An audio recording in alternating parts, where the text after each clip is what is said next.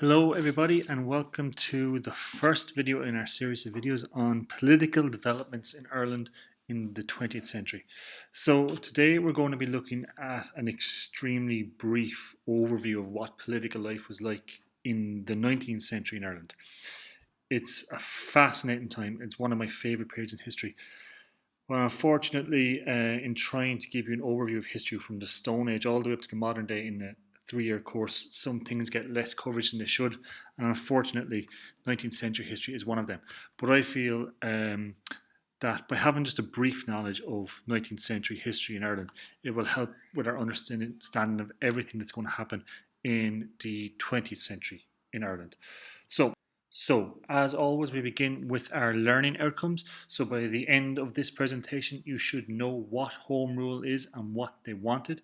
You should know two of the leaders of the Home Rule Party, and you should know what the difference is between the House of Lords and the House of Commons. So, to give us a brief history on what happened in Ireland in the 18th century, in 1800, the Irish Parliament, which met at this building here, Parliament House in Dublin, it voted itself into extinction by accepting the Act of Union. Now remember, this was only 2 years after the 1798 rebellion.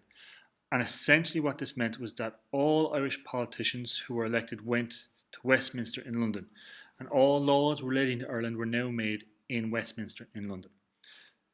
One of the great politicians of the 19th century was Daniel O'Connell. He lived from 1775 to 1847. Now, if you remember, one of the results of the plantations in the 17th century was the introduction of the penal laws. This discriminated against Catholics and it restricted them from buying land. They were forbidden to vote and they were forbidden to be elected to Parliament. And Daniel O'Connell, he peacefully orchestrated a campaign for Catholic emancipation. Catholic emancipation was giving full political and civil rights to the Catholics in Ireland. And in 1829, O'Connell had campaigned successfully and was allowed to be elected and take his seat in the Parliament at Westminster in London. A famous phrase and motto of O'Connell's that is often relayed is this: no political change whatsoever is worth the shedding of a single drop of human blood. O'Connell believed that things could be achieved through peaceful means. After his success with Catholic emancipation,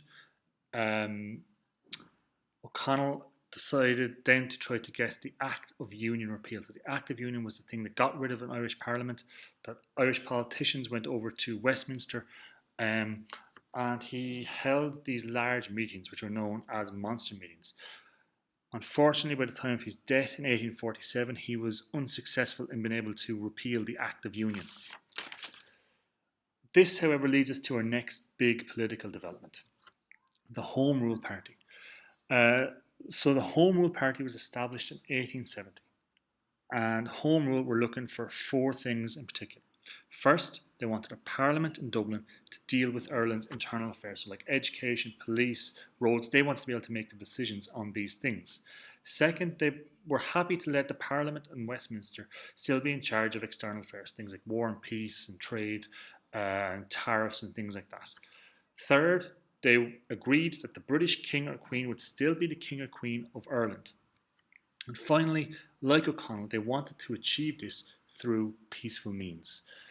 In the 1870s, there was huge unrest in Ireland over the poor conditions of the small farmers. They were fighting for something known as the 3 Fs. Again, this is a fascinating time in history, but it's not important for us to focus on that at the moment. What is important for us to focus on is this man, Charles Stewart Parnell.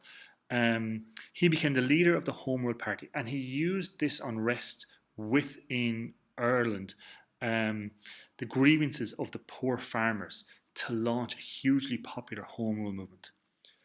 Now, this is one of my favourite parts of history, but we don't have time to get into this fascinating piece of history. But in 1886, a Home Rule Bill was finally introduced into Westminster.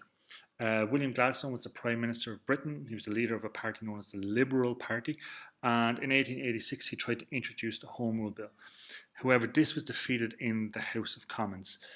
Parnell continued to fight for Home Rule. However, he would never get to see Home Rule, and he would never get to see another Home Rule Bill being passed. Parnell was caught in a divorce scandal in 1890. Parnell's political career came to an end in 1890.